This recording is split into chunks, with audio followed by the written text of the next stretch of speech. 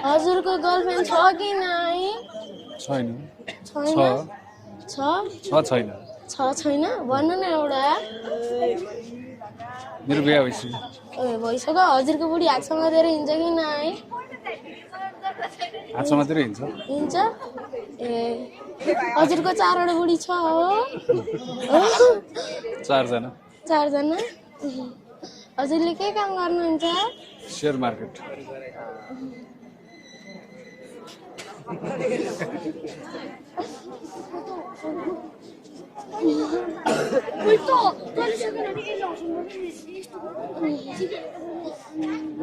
किन करो हेरिरा हाँस्दिन न एकचोटि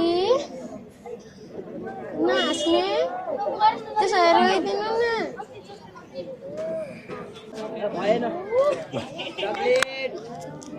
ल